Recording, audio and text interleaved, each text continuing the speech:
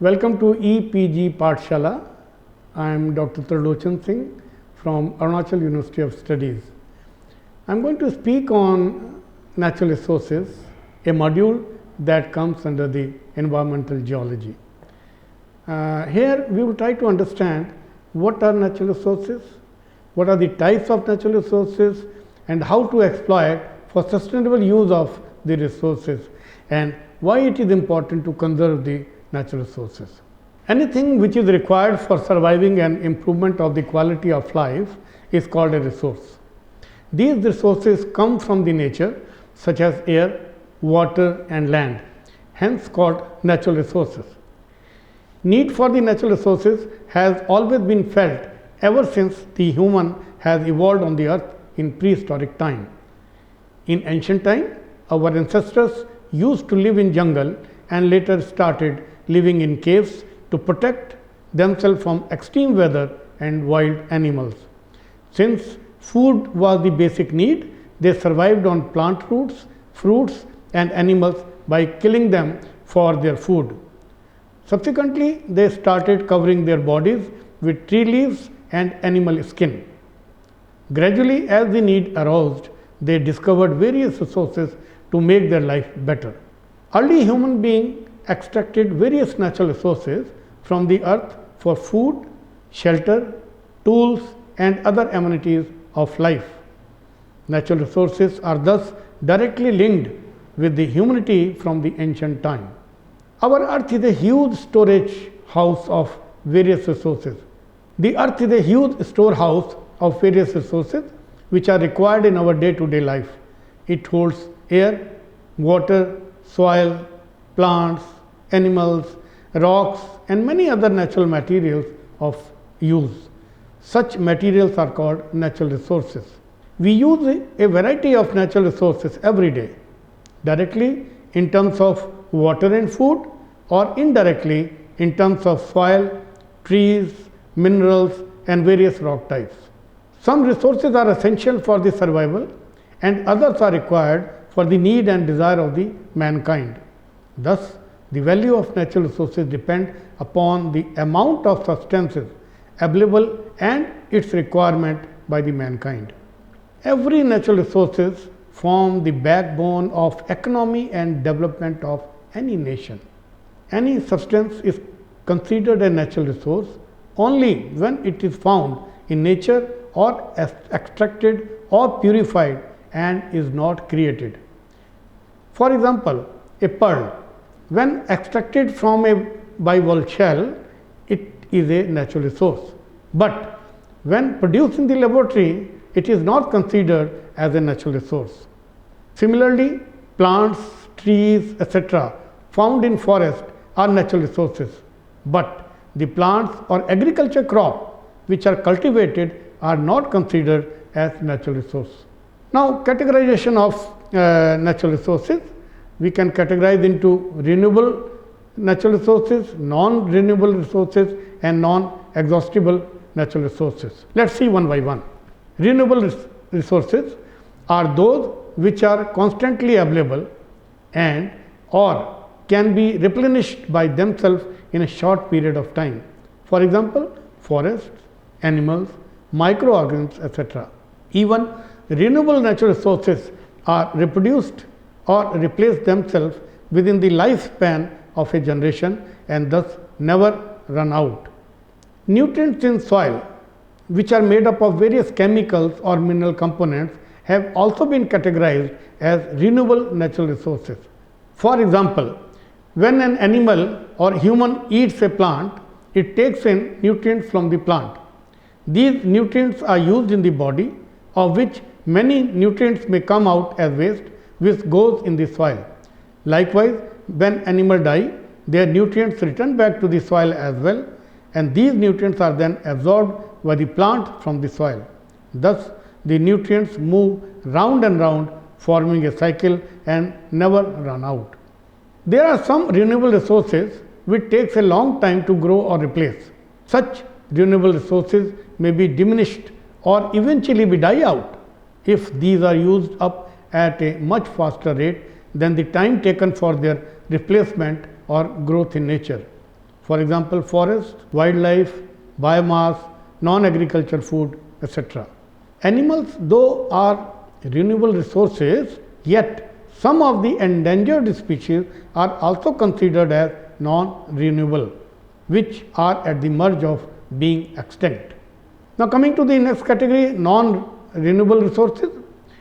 These resources exist in nature in a fixed amount and cannot be regenerated or replaced at the rate at which these are consumed. For example, various types of minerals, say gold, lead, zinc, coal, oil and natural gas, etc. These are also known as exhaustible resources, as once used, these cannot be replaced or renewed. The non-renewable resources are found both on the Earth's surface as well as subsurface. The quantity of such resources are fixed and are considered as non-living things. Soil, fossil fuel minerals, etc. are though reproducible, yet these are categorized under non-renewable resources because these take millions of years to be formed. Minerals rich topsoil takes nearly 1,000 to 50,000 years to form. The third category is the non-exhaustible resources. These resources can last forever irrespective of human activities such as air, water and sunlight. Although non-exhaustible resources renew on its own continuously in the nature, these can however be deteriorated or degraded or polluted by the human activities, which then becomes harmful and unusable. Now, let us see the types of natural resources. Mainly there are four types of natural resources: the georesources, the hydroresources, the bioresources and atmospheric resources. Under the georesources, we have the land, soil, minerals and rocks and places of nature's scenic beauty. Under the hydroresources, we have surface water and groundwater. Within the bioresources, it comes forests and timber, non-timber products, medicinal plants, wildlife and microorganisms. And under the atmospheric resources, we have air, rain and sunlight. Now, let us see one by one. Let us start with the georesources, the land. Land is one of the most important natural resources. It covers nearly 30% of the total area of the Earth's surface. It includes rugged topography, mountains, steep slopes, low-lying areas, desert areas and forested areas. Land is used for different purposes such as agriculture, forestry, building of roads and houses, mining and setting up of industries. It is commonly termed as land use. Availability of land is limited, whereas demand of the people for land is increasing consistently. It has led to the land degradation due to large-scale destruction of forest cover and arable land. Further, landslides, soil erosion, desertification are the major threats because of the expansion of agriculture and constructional activities. Limited resources of non-renewable minerals and fossil fuels with growing consumption is also a matter of concern that compel us for land conservation. Thus, present rate of degradation of land resources must be checked.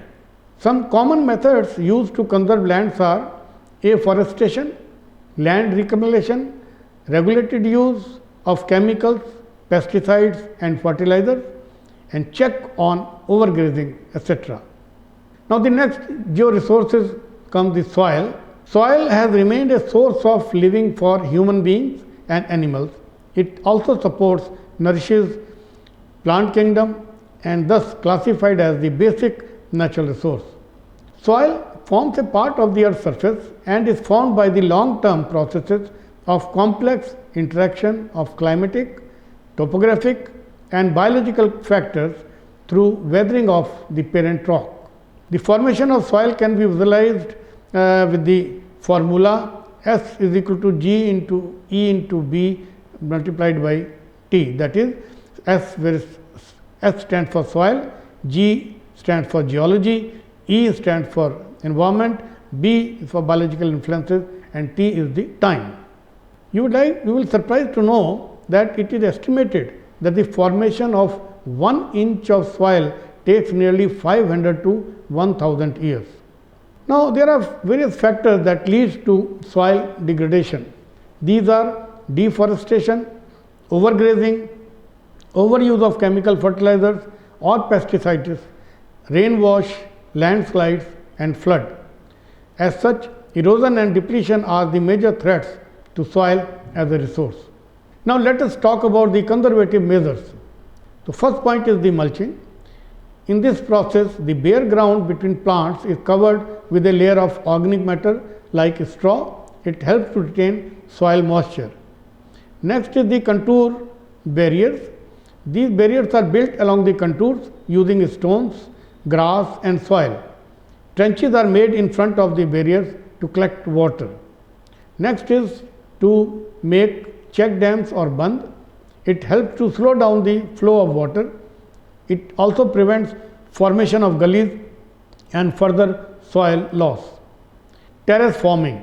Flat surfaces are made on the steep slope to grow crops. It reduces surface runoff and soil erosion. Then intercropping or crop rotation is another conservative measure. In this, different crops are sown in alternate rows at different times to protect soil from rainwash. Crop rotation is also adopted to restore soil fertility. Another conservative measure is to nitrogen fixing. Microorganisms may be inoculated into the soil. Then we can also make the shelter belts.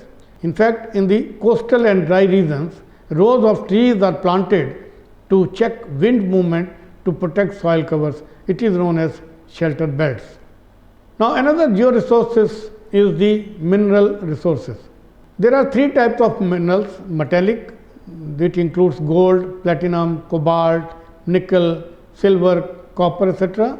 And then non-metallic minerals that includes graphite, zinc, lead, clay, limestone, etc. And fossil fuel minerals, which includes coal, oil and natural gas, etc. Mineral resources form the basis of industrial development and improvement of the lifestyle of the mankind. Entire mankind largely depends on mineral resources, where minerals play an important role in their day-to-day life. Food, water supply, clothing, health articles, transportation and communication all depends on the mineral resources. There are products in the kitchen such as refrigerator, gas stove, toaster, fork, knives, etc., all made from various minerals. Do you know that it takes more than 33 minerals and elements to make a computer? Even the petroleum industry has a major role in computer manufacturing, as all its components are placed in plastic. Next one is the rock resources. There are 3 types of rocks: sedimentary rocks, igneous rocks and metamorphic rocks. Sedimentary rocks are formed by the accumulation of sediments either through wind or water. Some of the sedimentary rocks include sandstone, shale, siltstone, limestone, conglomerate. Then igneous rocks are formed from the solidification of molten lava material coming out from the volcanoes. Some of the igneous rocks are granite, pegmatite, rhyolite, gabbro, basalt, diorite. Metamorphic rocks are formed by deformation of sedimentary or igneous rocks by heat, pressure and chemical processes. Some of the metamorphic rocks are quartzite, marble, slate, phyllite, gneiss and schist. See, slates have been used as souvenir in many parts of the country. The rocks are also used for making tiles. Now, another georesources is the places of nature's scenic beauty. In fact, nature's scenic beauty is considered as one of the natural sources nowadays, which is being utilized presently in every country in form of tourism industry. It has been proved very successful. More and more virgin areas are now being developed to fetch sound economy. Mountains have always remained a source of curiosity and adventure for the mankind since the time immemorial, but it was never classified as a resource. But as people are suffering from day to day mechanized life and heavy mental pressure of workload due to excess urbanization and industrialization, the people, particularly from the urban areas, now look forward for an opportunity to visit hilly regions from time to time for peace, tranquility and recreation. Even some people visit the Himalayan region for spirituality. Many people like to visit deserts, beaches, etc., which are the nature gift to the mankind. Such scenic beauty places have developed as a fast growing natural resource based activity in form of tourism. Now, the next type is the bioresources. Bioresources are those natural resources which are consumed by the human beings for their need and pride. Broadly, bioresources include forest and natural vegetation, wildlife and microorganisms. Forest includes timber and non-timber products. Wildlife includes animals, birds, insects as well as aquatic life forms. Animal, big or small, and even microorganisms are integral to maintain balance in the ecosystem. Next bioresources is the forests and timber. Forests were the main source of survival of the mankind in ancient time, where our ancestors live in forest. Even today, there are many local tribal communities who have the forest as one of the resources for their existence and subsistence. Forests harbor wildlife, maintain ecological balance between oxygen, carbon dioxide and nitrogen. It controls wind forces, it provides humus to the soil and prevents soil erosion. Thus, forests play a major role in enhancing the quality of environment and also influence local climate. Forests are important because these are renewable resource. It plays a major role in enhancing the quality of environment. It modifies local climate. It controls soil erosion. It regulates stream flow. It supports a variety of industries. Forests also provide livelihood for many communities. They offer panoramic and scenic view for recreation. They control wind force and temperature and also cause rainfall. And forests provide humus to the soil and also provide shelter to the wildlife.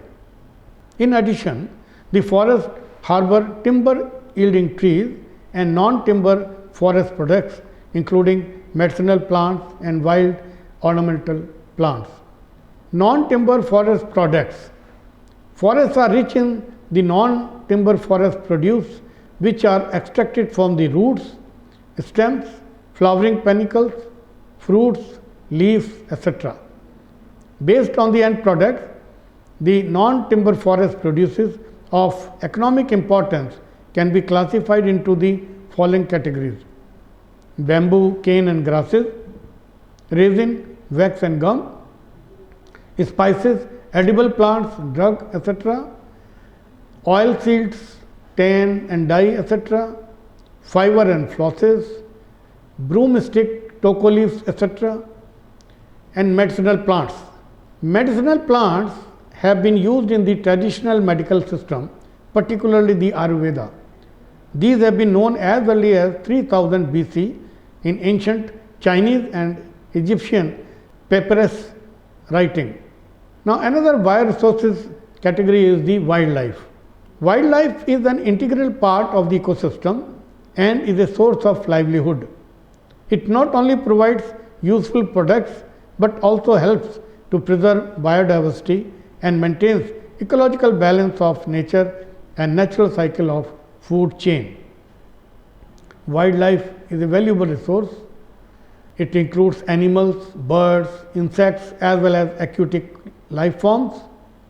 Insects such as bees provide honey. Insects also help in flower pollination. Wildlife provides milk, meat, wool, etc. The birds feed on insects. The insects also play an important role as decomposers in the ecosystem. So, animals big or small all are integral to maintain balance in the ecosystem. A large number of birds and animals are in danger of getting extinct or on the verge of extinction. These are called endangered species. Other than the endangered species, there are many species classified as vulnerable species and rare species. If we see the definition, endangered species are those which are in danger of getting extinct, whereas vulnerable species are those which have abundant population, but their habitat is adversely affected and may become endangered in near future.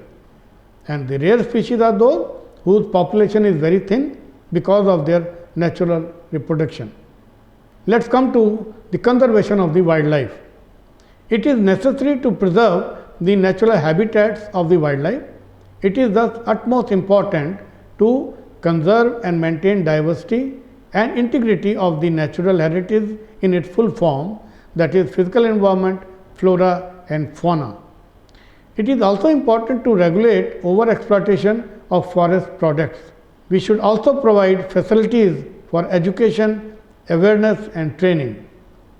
We must promote research on ecological conservation and other aspects of environmental preservation. And it is also important to establish national parks and sanctuaries to protect wildlife. Initiatives have been taken in this direction. Wildlife sanctuaries, national parks, biosphere reserves have been set up. Microorganisms is the another bioresource. Microorganisms are not seen by the naked eye, but are powerful resources that exist in atmosphere, land, sea and even in the animals and plants. These include fungi, bacteria, viruses, etc. Some benefits of microorganisms are: these help in natural fixing of nitrogen as symbiotic and non-symbiotic bacteria. Saprophytic bacteria and fungi are responsible for decomposition of plants and animals into simpler products, thereby maintaining ecological balance. Some microorganisms are autotrophs and produce food by photosynthesis. A large number of microorganisms are known to have beneficial characters such as fermentation and curdling, which are commonly employed for the benefit of man.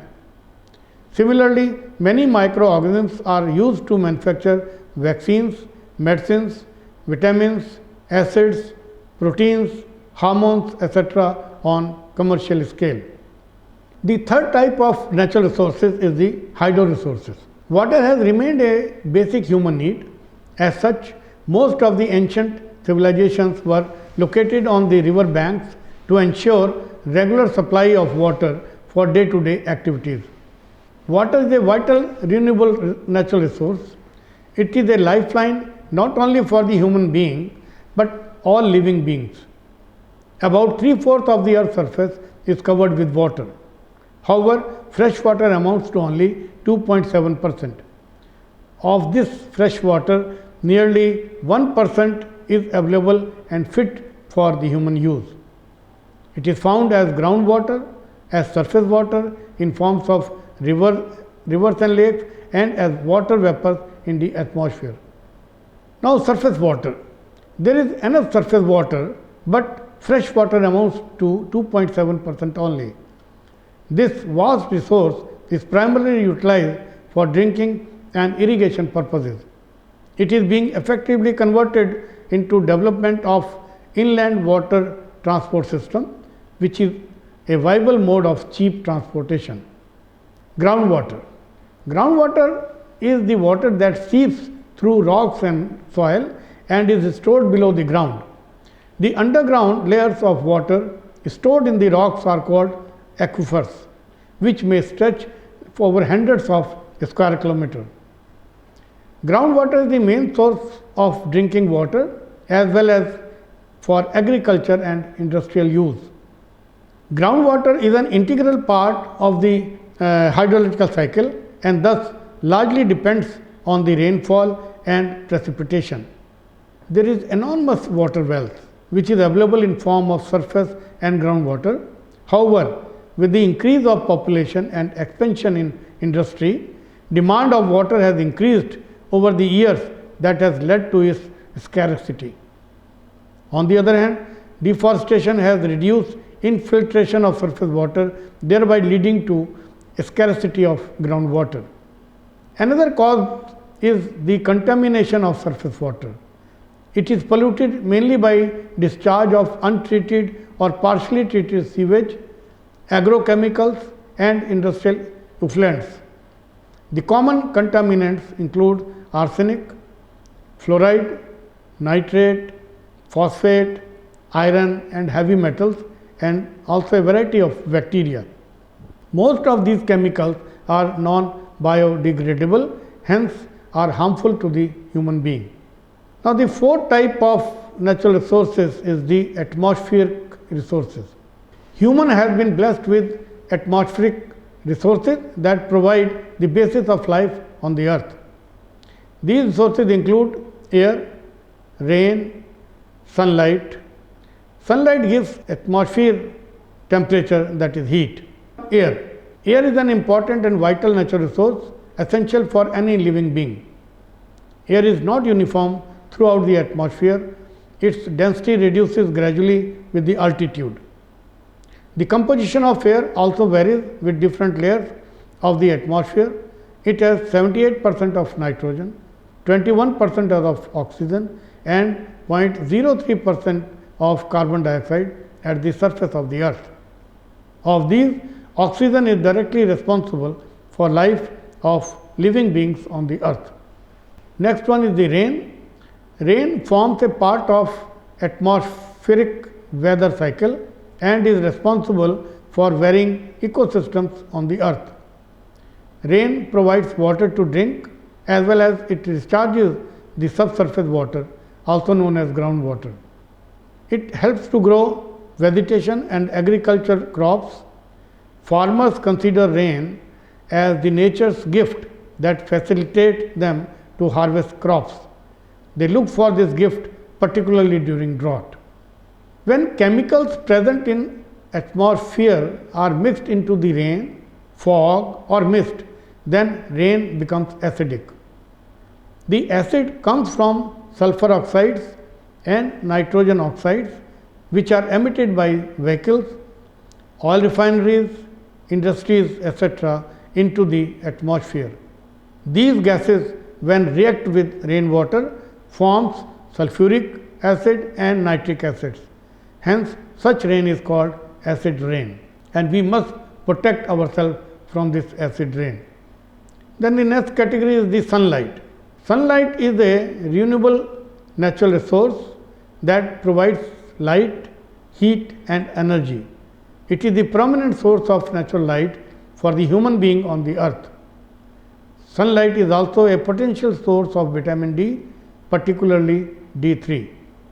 Sunlight is utmost important and integral part of the plant life also, where plants, particularly leaves, absorb sunlight for photosynthesis process that produce energy for the growth of plants. Sunlight also governs soil fertility, hydrological cycle and many other abiotic and biotic parameters of the earth. The sunlight is being used as the solar energy. It also provides enough heat to regulate the environment around the human being. Now, coming to the exploitation and sustainable use of the natural resources. Natural resources which are directly or indirectly utilized are important for livelihood of the human society. Hence, these resources must be protected and managed suitably. Initially, the mankind used natural resources to fulfill their basic needs. Subsequently, with the advancement in science and technology, the mankind started manipulating these resources for their higher order of need and greed. It resulted into environmental and ecological problems. While the land resources and hydro resources in a particular geographical area are limited or fixed in quantity, bioresources in the same area keep on varying in time and space with interference of the human activities, human efforts and available resources should be put to obtain maximum gains. The society should have a positive attitude towards the nation and its economic development. For example, Japan is poor in natural resources base, but is the only nation in Asia having the status of a developed country. On the other hand, African countries are full of georesources, yet they are economically poor. It shows that human attitude makes the nation develop rather than availability of resources as such. America is the example, who looks forward to have the best talent in the world to develop its natural resources. That is why America is the number one country in the world as far as economic development and science and technology is concerned. Thus, need is to identify the priorities of resources utilization for socio-economic development. Natural resources or goods produced from these resources form the basis of economy in the developing countries. It may be in form of minerals, oil and natural gas, forest, tourism, etc. Even the local trade is based on the niche resources. According to the Organization for Economic Cooperation and Development, the livelihood of poor people has remained dependent on natural resources. The organization identified 7 natural resources sectors for sustaining pro-poor growth. These are fisheries, soil productivity, forests, water security, minerals, renewable energy, and wildlife and nature-based tourism. Now, let us come to the conservation of natural resources. Exploitation of natural resources is a key factor in economic growth and development. However, it can have serious negative environmental and socio-economic impacts if exploited unsystematically and unscientifically. It is often observed that certain resources are overexploited, whereas many others are not being able to utilize or are underutilized.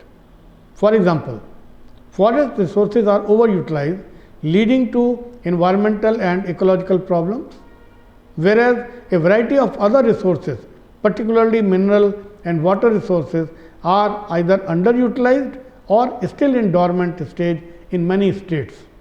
It is essential to conserve natural resources, particularly the non-renewable resources. Even some renewable resources also need conservation, which may run out if overused or may not be usable if polluted. So, thumb rule for conservation may be the 3 R's: reduce, recycle and reuse. Reduce means using limited natural resources and avoiding wastage, such as turn off light when you are not in room. It will reduce fossil fuel used to generate electricity. You may ride on bicycle to reduce the amount of fuel used in the transport vehicles. Recycle means the items such as paper, plastic, glass, metal, etc. be used for making new things. Effort may be made to use the things which can be recycled.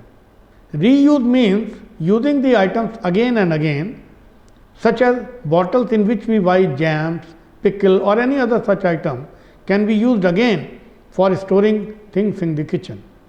Another important aspect is the indigenous people knowledge about various medicinal plants and herbs that are growing wild in abundance. This indigenous knowledge may prove to be invaluable for management and sustainable utilization of these natural resources. Hence, efforts may be made to document this wealth. Natural resources are also related with the hazards. Exploitation of natural resources has a serious impact on environment and natural hazards. On the other hand, man-made and natural hazards such as deforestation, soil erosion, constructional activities, forest fires, tsunamis and landslides all affect the natural resources to a greater extent.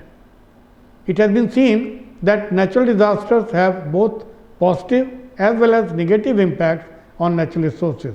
The positive impacts, let's see, Floods improve soil fertility by transferring nutrients from the upland to the lowland and temporarily creates a water habitat for fishes and other aquatic animals.